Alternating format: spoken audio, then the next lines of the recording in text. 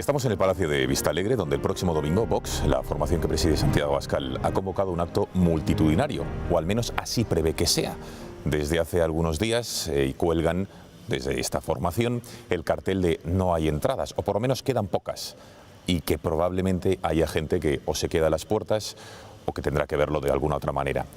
No es un lugar cualquiera, es una plaza donde han venido otras formaciones políticas, lo han llenado.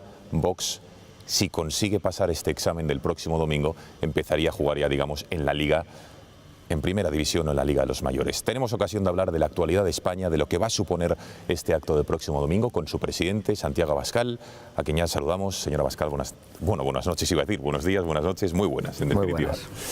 Gracias por estar con nosotros. Bueno, ¿qué siente al ver este palacio? En este momento está vacío. El domingo han convocado a quienes quieran, ciudadanos españoles que vengan aquí. Es una gran responsabilidad, ¿no? Pues sí, sentimos una gran responsabilidad, pero también una gran confianza en la España viva, en toda esa gente que está reaccionando, que estaba en sus casas sin movilizarse o que estaba votando opciones que no le satisfacían y que en los últimos tiempos ha ayudado a impulsar el proyecto de Vox.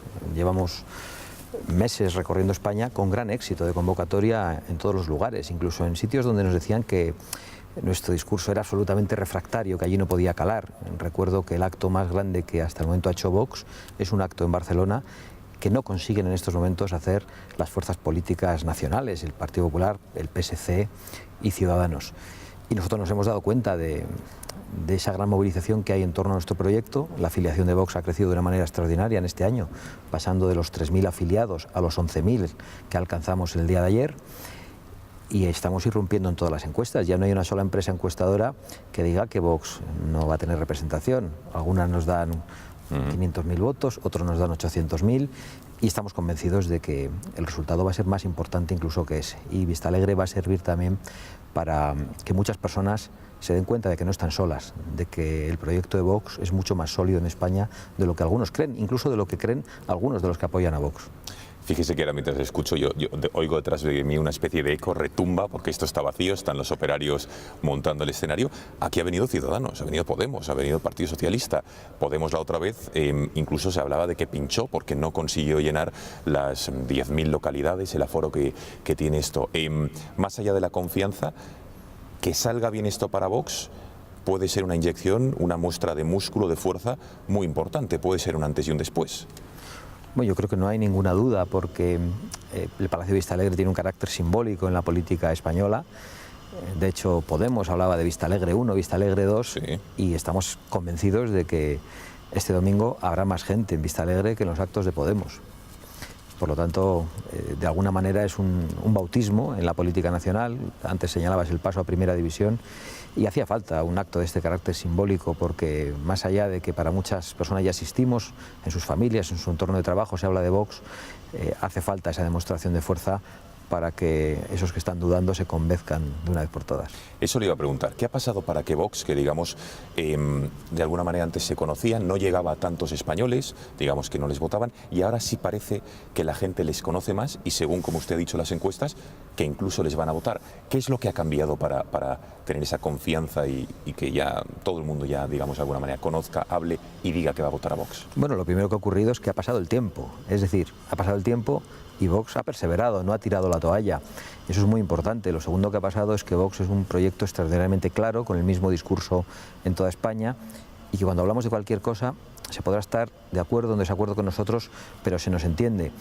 Y en tercer lugar, lo que ha ocurrido es que España en estos momentos está viviendo una crisis muy grave de unidad nacional, ante la que Vox ha dado la respuesta más dura y contundente de todos los partidos españoles. Somos la acusación popular en el Tribunal Supremo, somos de alguna manera la garantía de que el Gobierno, aunque presione a la Fiscalía, a la Abogacía del Estado, no vaya a impedir las condenas contra los golpistas.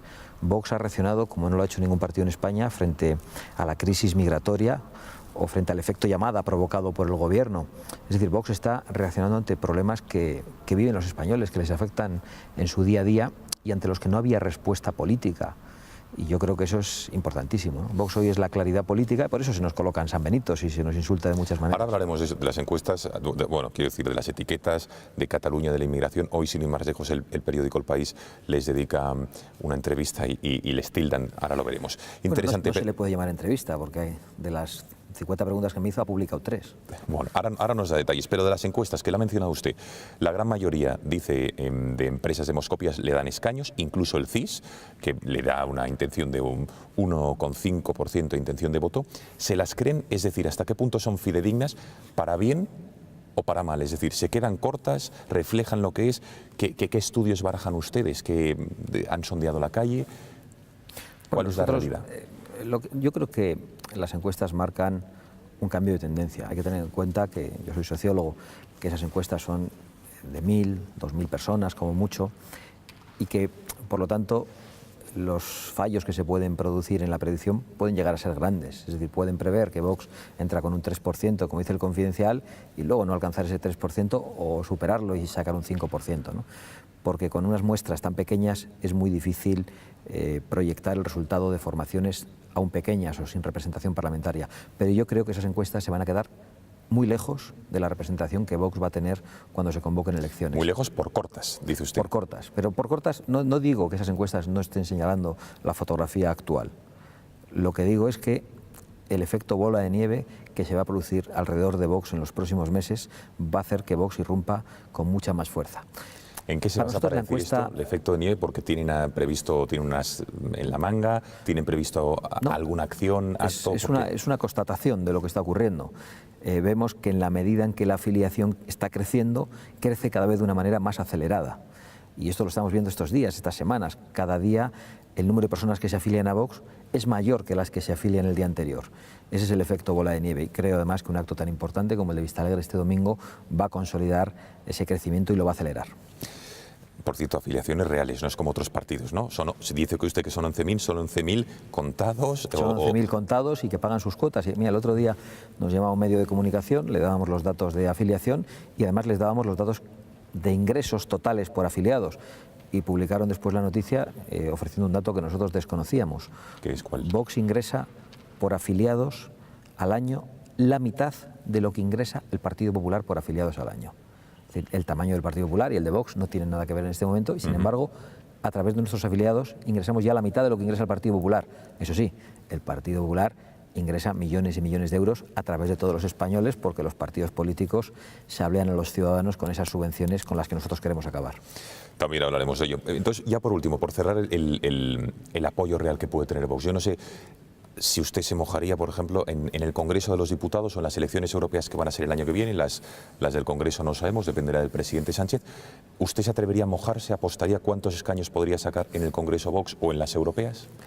Bueno, realmente no sabemos cuándo van a convocar las elecciones generales y eso influye, pero yo estoy convencido que Vox va a superar claramente el 1.000.000 de votos en España y que Vox va a conseguir ser, con la representación que obtenga, la llave del próximo gobierno. Vamos a hablar de lo que se oye de Vox, ¿no? Porque se oye de todo en los medios de comunicación: patriotas, derecha sin complejos, derecha alternativa, ultraderecha, extrema derecha. El País hoy mismo, en esa entrevista, reportaje, usted ahora nos definirá qué es lo que ha sido, titula hoy, y abro comillas, "La nueva extrema derecha irrumpe en escena". ¿Cuál es la verdadera definición de Vox, señora Abascal, teniendo en cuenta que usted, sé que no le gusta dedicar mucho tiempo a rebatir las etiquetas, pero se lo tengo que preguntar? Bueno, de hecho no voy a dedicar ni un solo segundo. Es que no perdemos el tiempo en las etiquetas que nos ponen, porque además nos las colocamos como medallas en el pecho. Si la izquierda, la extrema izquierda, el separatismo, los progres, los comunistas dicen que somos todo eso, pues menos mal que nos insultan y nos descalifican. Lo que nos preocuparía es que nos alaben. Dicen todo eso precisamente porque nosotros no somos como la derechita cobarde y como la veleta naranja que cambia de posición al menor viento de crítica. Nosotros somos sólidos, nosotros tenemos convicciones muy profundas y eso hace que los progres y la izquierda nos etiqueten. Vox es un partido que defiende la unidad nacional, que defiende la libertad, que defiende la propiedad, que defiende el control de las fronteras, la inmigración ordenada. Es decir, Vox es un partido que defiende el sentido común y las cosas normales que nos han enseñado nuestros padres. si algunos quieren etiquetar eso, que lo hagan, pero esas etiquetas ya no juegan ningún papel.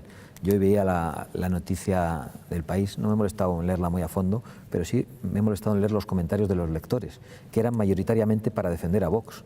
Da igual lo que titulen los periódicos. ¿Lectores del País? Sí, los lectores del País. No sé si son los habituales o los que han entrado hoy a verlo, pero eso está ocurriendo en muchos medios de comunicación. A mí me da igual lo que titulen de nosotros los periódicos, que nos llamen lo que quieran. Lo que me importa es lo que piensan sus lectores y, por suerte, los lectores empiezan a pensar lo contrario de lo que dicen los directores de los periódicos y la casta y el establishment que está al frente de muchos medios de comunicación. Es curioso, porque normalmente un político siempre se levanta con el briefing de prensa de qué dirán de mí, qué no dirán, los políticos o los partidos emergentes también, para hacerse un hueco, y es curioso que a usted, digamos, le importe poco lo que digan de usted y lo que digan de su partido. Es que nosotros hemos venido a dar una patada en el tablero corrompido de la política española. Nosotros hemos venido a poner patas arriba este sistema que enfrenta a los españoles, que les arruina, que nos divide, que nos hace perder libertades. Hemos venido a cuestionar el estado de las autonomías, que es el estado de bienestar de los partidos políticos y de muchos medios de comunicación. No podemos esperar que nos llamen bonitos. Lógicamente van a atacarnos muy duramente. Y ahora solo están con las etiquetas, pero la guerra sucia va a ser mucho más dura. Estamos viendo hasta dónde son capaces de llegar las cloacas del Estado y de los partidos, en torno a las conversaciones de Villarejo, de la ministra. No me cabe ninguna duda de que idearán lo que tengan que idear para tratar de desprestigiarnos, pero estamos preparados. Sabemos de lo que son capaces. Lo de las etiquetas, los insultos, los sanbenitos que nos pongan, eso es lo menor que van a decir de nosotros. Hablemos del voto útil y de la utilidad de Vox, si le parece, porque es un debate que sin lugar a dudas está en la calle. Si no aspiran todavía a gobernar, porque la aspiración primera entiendo yo que es tener representación parlamentaria en las elecciones donde se van a presentar, ¿para qué sirve entonces votar a Vox? Bueno, nosotros, eso de que no aspiramos a gobernar... He dicho a día de hoy, señora Abascal, entiendo que a largo plazo sí, pero digo por lo menos en las elecciones. Aspiramos a gobernar, lo dejamos en eso. Lo que pasa es que sabemos que eso no suele ocurrir de la noche a la mañana. Pero Vox ya está influyendo sin tener representación política. Nuestra reflexión es la de ¿en qué está influyendo Vox? En el discurso, por ejemplo, de Ciudadanos o en las acciones de Ciudadanos. Lo está haciendo. Yo veía a Inés Arrimadas ayer sacando la bandera de España en el Parlamento de Cataluña, lo aplaudimos, nos alegramos. Les veías retirando lazos a Albert Rivera y Inés Arrimadas un día después de que nosotros lo hiciéramos en Gerona. Que, por cierto, Miquel Iceta ha criticado el gesto de Arrimadas que usted ahora aplaude, lo ha criticado. Es curioso el Partido Socialista, ¿eh? Es una demostración de que el gesto es acertado. Pero yo creo que ese tipo de gestos que han caracterizado a Vox en estos meses tienen mucho que ver con la existencia de Vox, con su irrupción en las encuestas. Ciudadanos y el Partido Popular, con ese discurso que hizo Casado cuando fue elegido en el Partido Popular, estaban directamente tratando de competir en el discurso que estaba realizando Vox, con poco éxito, porque de alguna manera, bueno, a nosotros nos ha ocurrido algo que quizá a muchos sorprenda. Después de la llegada de Pablo Casado, Vox ha crecido en un 35%. Eso nadie lo esperaba. Es más, algunos pronosticaban que iba a ser al revés. Y no, para nada. ¿Qué ha ocurrido? Que Pablo Casado ha defendido algunas cosas de las que nosotros defendemos, algunas, pero inmediatamente se ha retirado de esa defensa, con lo cual ha legitimado nuestro discurso ante muchos más españoles y él ha dejado de defender esas cosas. Lo primero que ha hecho es afirmar una defensa cerrada de las autonomías, ha dicho que su modelo político es el de Feijóo. El modelo de Feijóo es la imposición lingüística en Galicia, el modelo de Feijóo es una vuelta de tuerca en materia de memoria histórica en Galicia y en materia de ideología de género en las escuelas en Galicia. Ha puesto como portavoz a Maroto, la peluquera de Bildu. Es decir, se ha retirado absolutamente de cosas que algunas de las personas que han confiado ahora en Pablo Casado pensaban que iba a defender. ¿Y qué ha hecho al final? Pues al mencionar a Vox, ha hecho que mucha gente mire a Vox y diga, pues es verdad, ahí está Vox para defender esas cosas. Es decir, hemos influido sin representación, hemos influido con las querellas en el Tribunal Supremo. ¿Qué no seremos capaces de hacer si tenemos 5 diputados en el Congreso? O 10, o 20. El otro día está Pablo Casado, estuvo aquí en El Gato, y le comentamos que Aznar dijo una frase por la mañana que a mí me llamó mucho la atención, que confiaba en Casado, y vuelvo a abrir comillas, porque estaba parando la sangría de votos que se estaba produciendo del PP a Ciudadanos y a Vox. Dice usted que no lo está notando, todo lo contrario, pero en El Gato el señor Casado dijo 6 puntos que me gustaría enumerarle, porque sí que es verdad que no sé si usted considera que hay un cambio de discurso en el PP de Rajoy a Casado, y si lo achaca, entiendo, a parar esa sangría que supuestamente se está produciendo. Sobre Cataluña dijo, aplicación del artículo 155 total, con Mossos, TV3 y Educación, reforma del Código Penal para tipificar la convocatoria de referéndums ilegales, prohibir los indultos a condenados por rebelión y sedición, aplicar la ley de partidos a quien aliente o condene la violencia, se les ilegaliza, se les corta la subvención pública y una ley de símbolos, por ejemplo, prohibir los lazos amarillos y prohibir que funcionarios públicos vayan a lugares públicos efectivamente con esos lacitos. ¿Teme que este nuevo discurso del PP, aunque dice que no lo note, uno, está habiendo cambio de discurso y no teme que le influya a Vox? Bueno, yo no temo nada de ese discurso del PP. Yo celebro que el PP diga cosas que están bien. Ahora bien, se queda bastante lejos de lo que nosotros estamos planteando en Cataluña. En Cataluña entendemos que el artículo 155 se ha demostrado inútil. Habrá que utilizar los mecanismos constitucionales que hagan falta, incluso el artículo 116 del estado de excepción. Eso de retirar las subvenciones a quienes alienten la violencia, no, habrá que ilegalizar a los partidos que ya han dado un golpe de Estado y que son estructuras del golpe. Realmente nosotros tenemos una posición muy firme, muy beligerante, ¿no? Celebro que Casado diga estas cosas, pero hay cosas que se pueden decir con crédito y cosas que se pueden decir con descrédito. Y yo creo que a Casado le pesa la acción de gobierno del Partido Popular, del que fue portavoz durante la época de Mariano Rajoy. Y bueno, está muy bien que lo diga, lo que tiene que hacer es mantenerlo. Y estoy convencido que si sigue diciendo cosas como esa o parecidas, podremos colaborar para derrotar el golpe separatista. Sigamos hablando de Cataluña, si le parece. En un 47% en torno, dicen 2 millones de catalanes se quieren separar de España, según las elecciones autonómicas del pasado mes de diciembre. ¿Qué haría, señora Abascal, con todos estos ciudadanos catalanes, todavía españoles?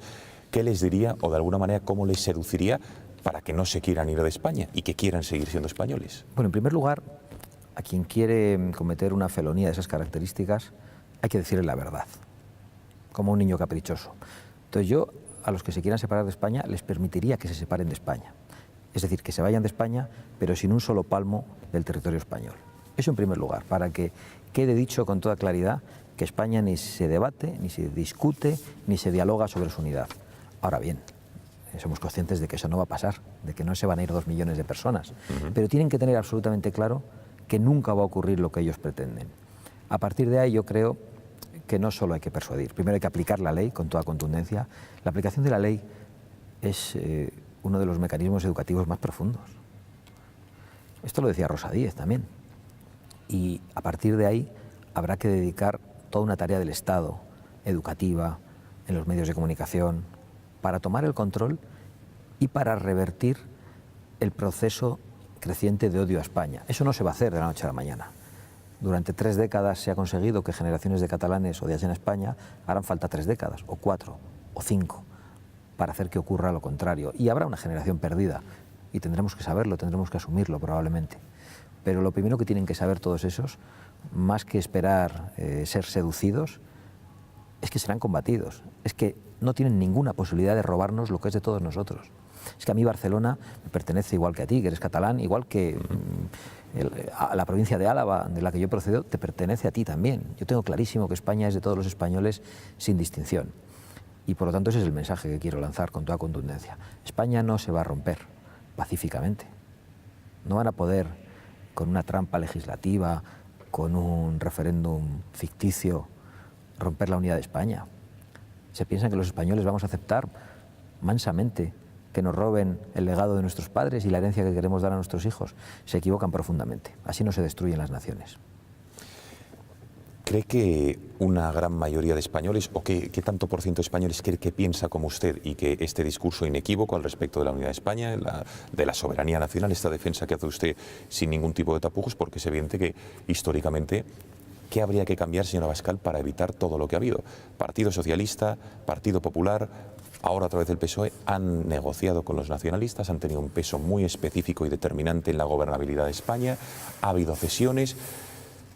¿Qué hay que hacer para acabar con eso? ¿Qué hay que hacer? Pues que los millones de españoles, que son un 30% según el Centro de Investigaciones Sociológicas, que no quieren autonomías o que quieren reducir el peso de las autonomías... ¿30%? Sí, que tengan representación en el Congreso.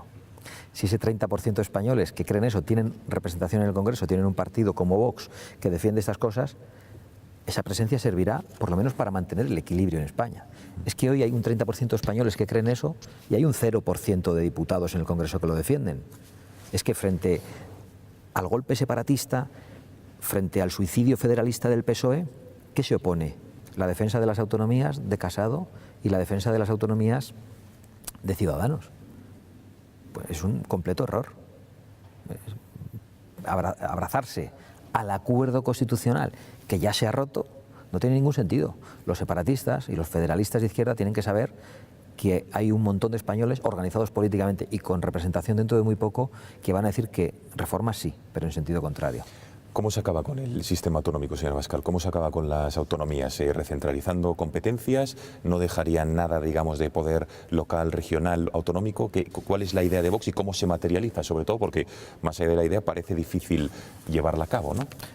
Bueno, para hacer una reforma del Estado de las Autonomías como nosotros queremos, es decir, que el Estado de las Autonomías sea sustituido por un Estado unitario, políticamente centralizado, con un único gobierno, un único Parlamento y un único Tribunal Supremo, hace falta una reforma constitucional agravada y una mayoría de 2/3 en el Congreso. Una mayoría que todavía no vamos a alcanzar, pero se pueden ir haciendo reformas y recuperación de competencias sin necesidad de modificar la Constitución. Se puede recuperar la competencia de educación, la de sanidad, la de justicia, es decir, el Estado tiene que empezar a recuperar las funciones esenciales de un Estado y que hace que los ciudadanos formen parte de la nación de una manera igualitaria y que el acceso a la sanidad, a la justicia y a la educación sea igual para todos los españoles. Creo que eso es lo primero, ese es un primer paso. Pero nosotros no ocultamos cuál es nuestro objetivo, no nos gusta el Estado de las Autonomías. Eso no es acabar con el poder local, nosotros creemos en el poder local, en el poder de los municipios, de las provincias.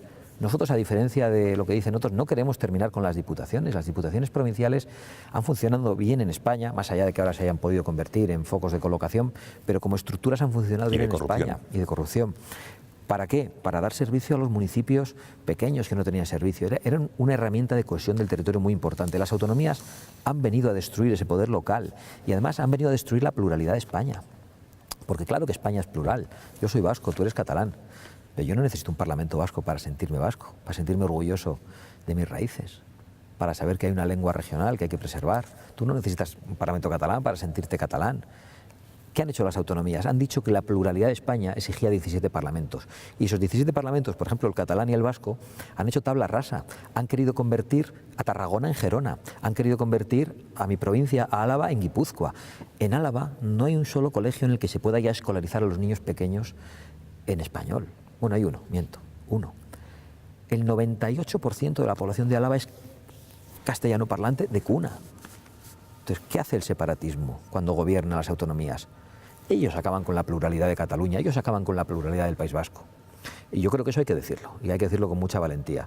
Somos nosotros los que creemos en la España diversa, en esa España plural, que es plural y que es diversa, pero que es una. Sabe usted que el gobierno de Pedro Sánchez depende por una minoría parlamentaria de partidos separatistas nacionalistas, entre otros el PNV, el PDeCAT, Esquerra.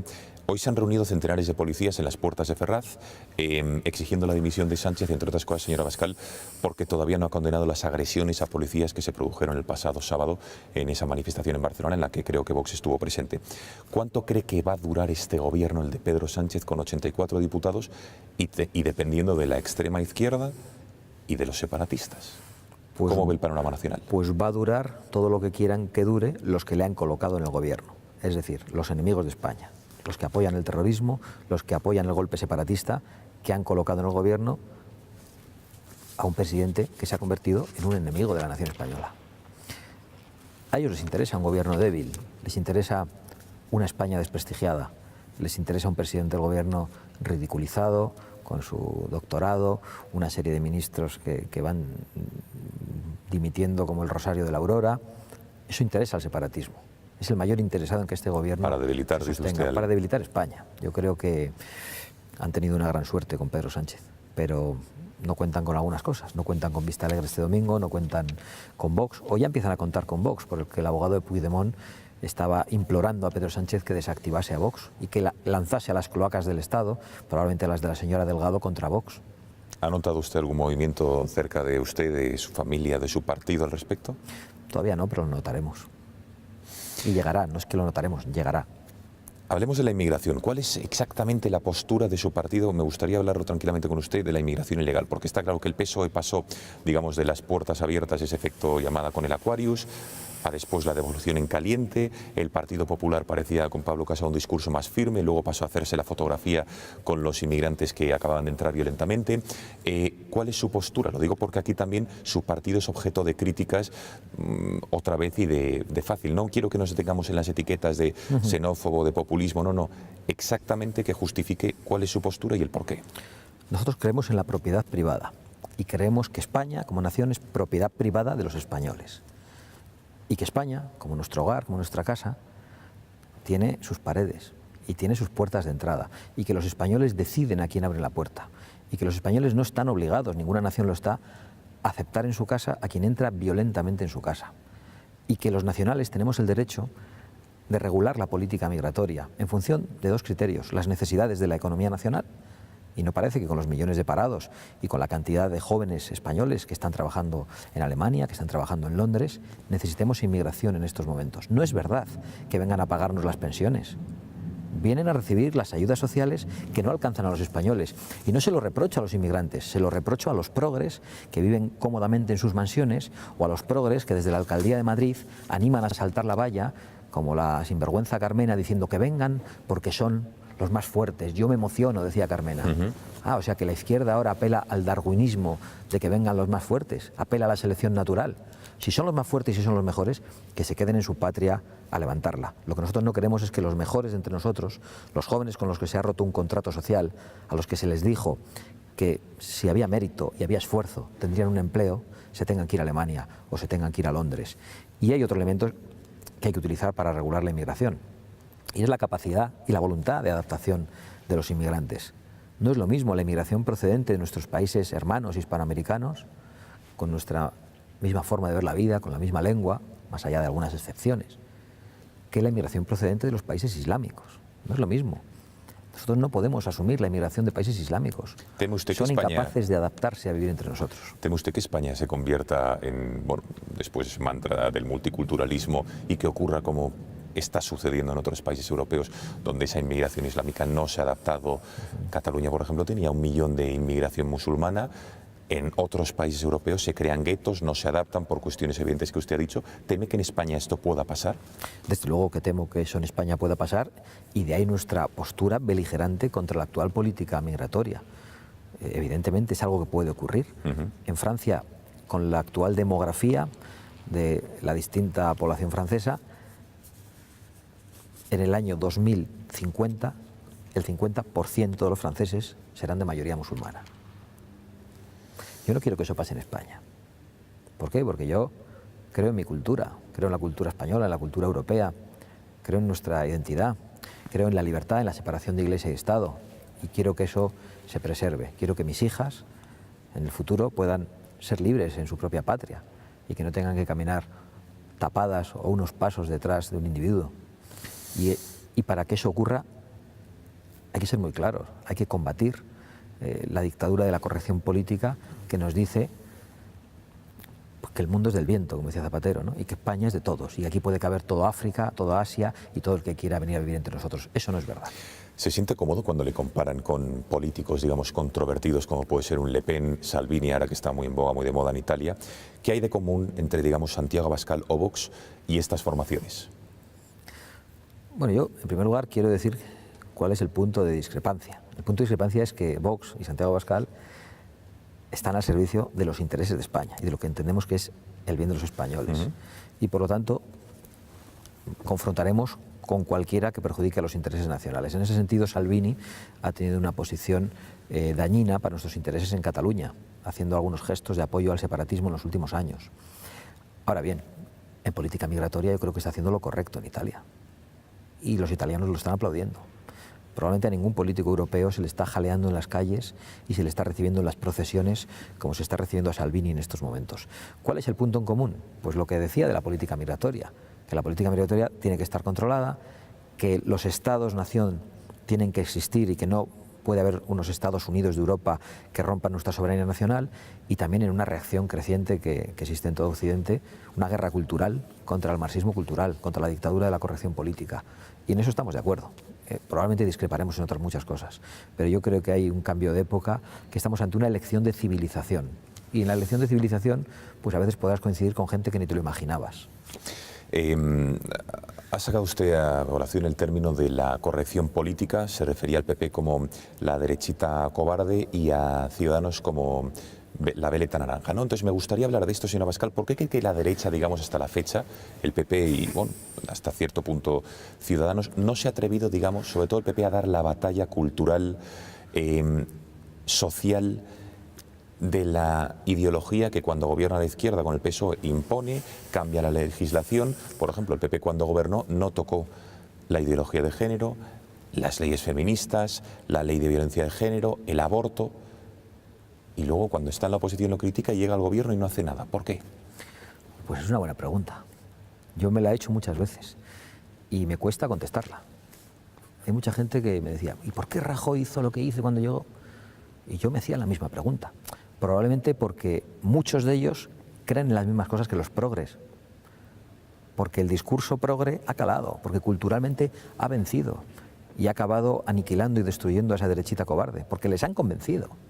Pero por eso, señora Abascal, perdone, por entenderlo, a una parte, ¿no? O por miedo a la reacción, digamos, de la prensa de la que usted ha hablado, o de la clase política, que reaccionen y les digan, pues, otra vez las famosas etiquetas. Sí, sí. ¿Qué es porque lo han asumido o por miedo a la reacción? Es que cuando te convencen con un insulto, cuando te ponen una etiqueta y te convencen, es que no tienes las cosas muy claras. A mí me pueden llamar lo que quieran. Si amo a mi patria, facha. Si defiendo las fronteras, xenófobo.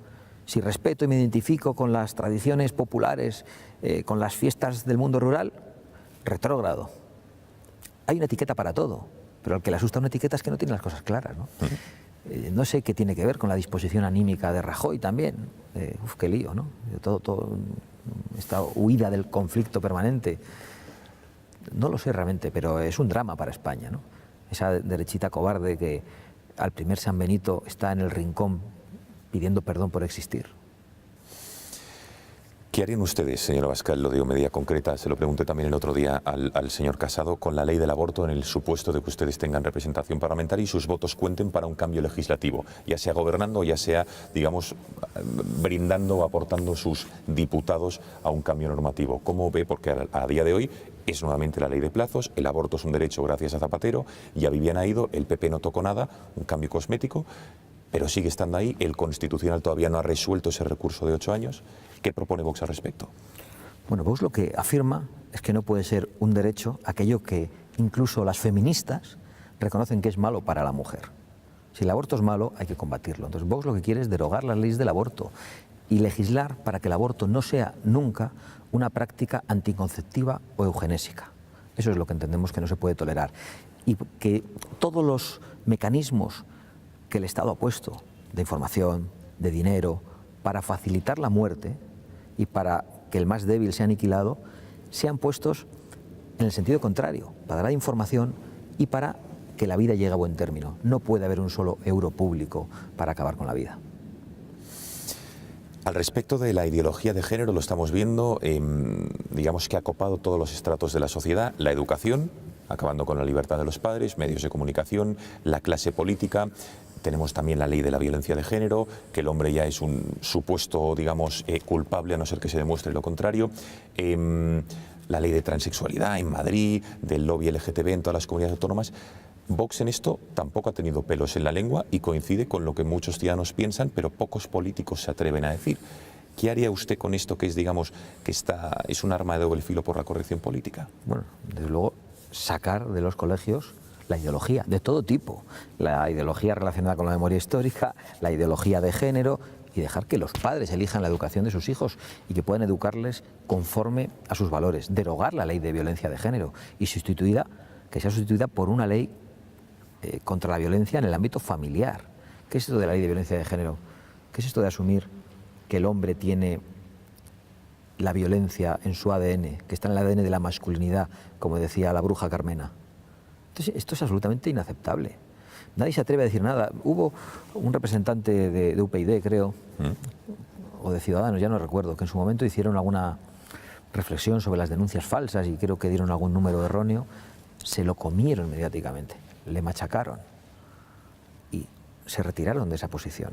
Pero nosotros vemos todos los días en los actos de Vox hombres afectados por falsas denuncias, que vienen acompañados de sus actuales mujeres o de sus hijas o de sus madres. Esto está afectando a millones de españoles que ven cómo, con la excusa de combatir la violencia contra la mujer, se ha convertido al hombre directamente en culpable.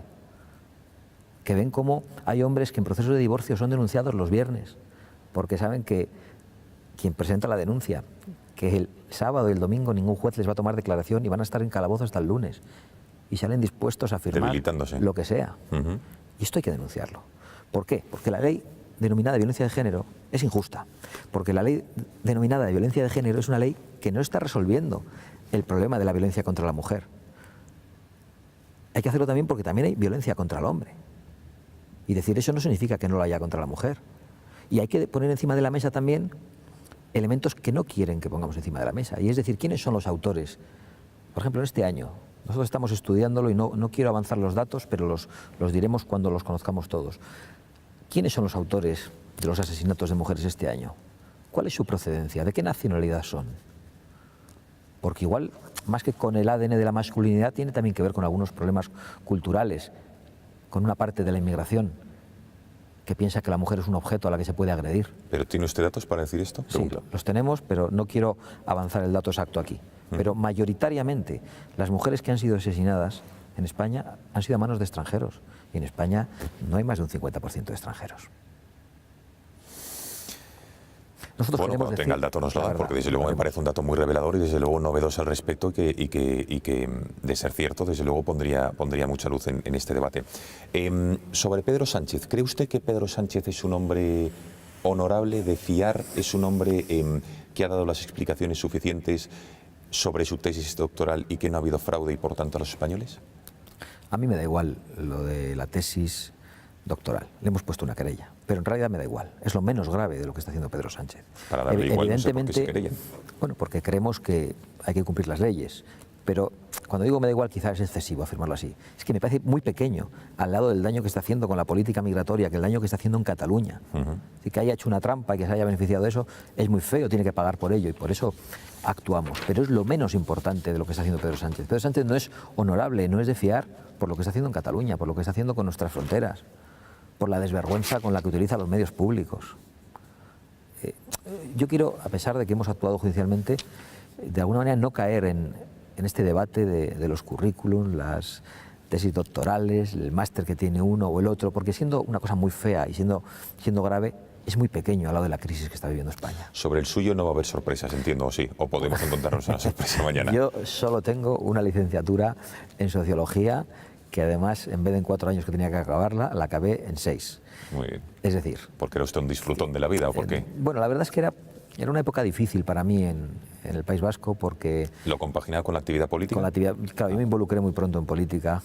Me eligieron concejal con 23 años, me pusieron 2 escoltas y tuve una actividad política desde muy joven verdaderamente intensa. Y bueno, eso hizo que ralentizara un poco mi formación, pero lo acabé y luego no he hecho una tesis doctoral, ni he hecho máster, ni he tratado de adornarme en ningún currículum que haya mandado a ningún sitio. Hablemos de las líneas, digamos, éticas o morales, de los estandartes, las fronteras que están poniendo los partidos, porque parece ser que lo están elevando mucho después de tantos y tantos casos de corrupción que hemos visto en España. Vox todavía, digamos, no tienen poder, todavía no han tenido ningún caso de corrupción, pero ¿cuál es, digamos, la postura de Santiago Abascal ante los hipotéticos, que esperemos que no ocurra, casos de corrupción que pueda haber en su partido, ya sea cuando gobiernen o de miembros de la actual ejecutiva? ¿Dónde está? Porque parece que a día de hoy a una persona ya solo por haberle imputado ya es directamente el demonio, se le apesta y luego a lo mejor es inocente. Lo digo porque usted y yo conocemos gente que incluso viene al programa, el Gato al Agua, que luego se han ido de rositas, pero ya han estado condenados mediáticamente y en los partidos. ¿Cuál es la postura de Vox? Pues esto que voy a decir, los asesores de comunicación siempre me dicen, no lo digas, no lo digas. Yo creo que Vox es el único partido que no pide la dimisión de los imputados, porque creemos en la presunción de inocencia. Porque hemos visto como muchas personas sobre las que se han lanzado toneladas de basura han resultado ser inocentes. Porque vemos con horror cómo unos se piden a unos a otros la dimisión de los imputados respectivos, pero luego los suyos no dimiten. Nosotros entendemos que la corrupción forma parte de la naturaleza humana y habrá corrupción en todos los partidos. Lo que hay que hacer es actuar rápidamente cuando la corrupción se produce y se demuestra para apartar a los corruptos. Pero no podemos acabar con la presunción de inocencia. Igual que antes decía que no puedes acabar con la presunción de inocencia de la mitad de la población española, como ocurre con la ley de violencia de género. El hombre ya no tiene presunción de inocencia, el varón. Pues tampoco puedes acabar con la presunción de inocencia de un político. Y menos en un Estado como el nuestro, en el que hemos visto hasta dónde pueden llegar las cloacas del Estado, donde hemos visto las ramificaciones que las cloacas tienen en el ámbito judicial. Es que te pueden construir perfectamente una trampa, te pueden construir perfectamente un presunto delito. y te pueden anular durante meses o durante años, porque además la justicia es muy lenta. Es decir, en un país en el que no hay justicia es un peligro tener razón. Y en España, donde los políticos han tenido las manos metidas en la justicia tanto tiempo, pues yo creo que a veces podemos decir que no hay mucha justicia. Bueno, recta final, señor Abascal, de la entrevista. ¿Vox habla poco o al menos los medios recogen poco lo que Vox reflexiona, propone respecto a asuntos que no sea la unidad de España, la inmigración, la ideología de género? El asunto de las pensiones, que me parece un tema capital, está a día de hoy a debate en el Congreso, si se tienen que revalorizar con el IPC. El asunto de la pobreza energética, hay gente, señora Abascal, que bueno, cómo están los precios de la luz, que es absolutamente abusivo. Y el asunto de la economía. Ahora el gobierno, todos los datos dicen que hay una desaceleración económica clara, el gobierno la niega, parece otra vez Zapatero y los brotes verdes. Al respecto de asuntos de la economía que tocan el bolsillo de los españoles, que también les preocupa, paro, pensiones, el asunto energético, ¿qué proponen ustedes? ¿Cuál es su planteamiento? Precisamente en Vistalegre plantearemos 100 medidas urgentes para España que abordarán algunos de esos temas. Pero más allá de la técnica o de la propuesta concreta de lo que hay que subir, lo que hay que bajar, cuánto hay que subir, cuánto hay que bajar, porque ahí podremos discutir, yo quiero quedarme en una idea general. En primer lugar, el fruto del esfuerzo de los españoles tiene que estar fundamentalmente en el bolsillo de los españoles. No podemos seguir viviendo con unos impuestos abusivos que quitan una gran parte del salario, incluso a los mileuristas, y que incluso quitan a veces a los españoles la casa de sus padres que no pueden heredar. Y además hay que ir a un gran recorte de la administración pública, pero no en los servicios sociales de los españoles, sino en el estado de bienestar de los políticos, que es el estado de las autonomías. Nuestra reflexión es esa: o autonomías o pensiones, o autonomías o impuestos bajos, o autonomías o becas para los estudiantes, o autonomías o ayudas a los dependientes, o autonomías o una energía barata. Pero no podemos sostenerlo todo, y nosotros estamos absolutamente seguros de qué es lo que van a elegir los españoles. Listas electorales, son muchas las citas que hay el próximo año, quién sabe si en este 2018 también todavía, pero Vox va a concurrir a todos los comicios, es decir, europeas, supuestas generales, autonómicas y municipales. Es nuestra pretensión, ir a todos los comicios que se celebren en España. Todos, bien. Congreso de los Diputados, vamos a ver caras, a ver qué me puede decir usted y sobre todo cómo se van a elegir a los candidatos, si va a ser el dedazo de Santiago Abascal, va a ser primarias, eso me gustaría. Al Congreso entiendo que no hay duda de que va a encabezar usted la lista, ¿no?, de Vox. Bueno, yo voy a presentarme a las primarias de Vox para encabezar esa lista. Entiendo que no, veo que sonríes al hacer la pregunta, pero celebramos primarias y es posible que otra persona quiera presentarse. En principio creo contar con la confianza mayoritaria de los afiliados de Vox y especialmente en este momento de crecimiento del partido. Nosotros los cabezas de lista de las distintas elecciones los elegimos a través de un proceso de primarias. Bien, entonces se lo pregunto de otra manera. ¿Qué hay de cierto en que Rocío Monasterio se podría presentar en las elecciones al Ayuntamiento de Madrid, por ejemplo, a unas primarias? ¿Le consta? Pues la verdad es que es algo que todavía no está reflexionado. Hoy le hacían la pregunta en otro medio de comunicación. Es evidente que Rocío va a tener un papel importante en Madrid, es la presidenta de Vox en Madrid, pero no está decidido ni por ella ni por nosotros, aún no hemos reflexionado sobre ello, si su posición es más útil para el proyecto de Vox en la Comunidad de Madrid o en el Ayuntamiento. En todo caso, tendrá que presentarse en unas primarias. ¿A Europa hay algún candidato que suene? Porque se van a presentar. Bueno, está por ver. Está por ver, o sea, que están viéndolo, quiero decir. Estamos viéndolo. No me va a decir el nombre. No. Cataluña, al Parlamento de Cataluña, elecciones autonómicas, Quim Torra, estamos viendo si va a convocar o no. ¿Se van a presentar? También, por supuesto.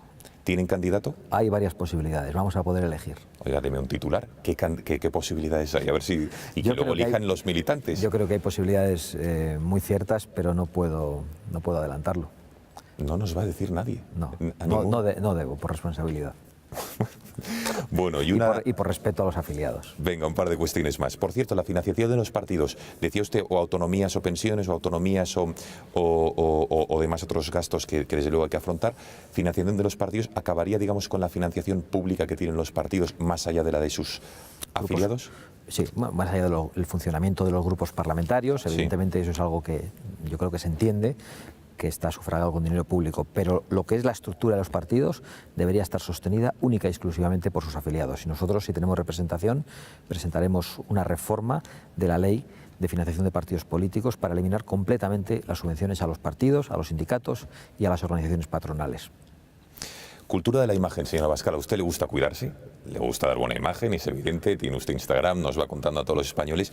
¿Hasta qué punto es importante para usted la imagen? Porque es evidente que el discurso político lo tiene. Bueno, yo creo que el cuidarse tiene que ver con el respeto a uno mismo y también con el respeto a los demás. Pero más que la imagen, yo creo que es la vida sana lo que hay que practicar. ¿Cuánto tiempo dedica al día a las redes sociales, señora Abascal? Porque le vemos muy activo en Instagram, en Twitter. No sé si las lleva usted directamente, si se las lleva alguien, pero ¿cuánto tiempo le dedica? Pues hay algunos días que poco, por ejemplo, hoy nada, porque llevo todo el día de reuniones, y hay otros días que tengo más tiempo para introducir algunos comentarios. Pero es importante, sobre todo teniendo en cuenta el las silencio mediático. Llevo personalmente, ¿eh?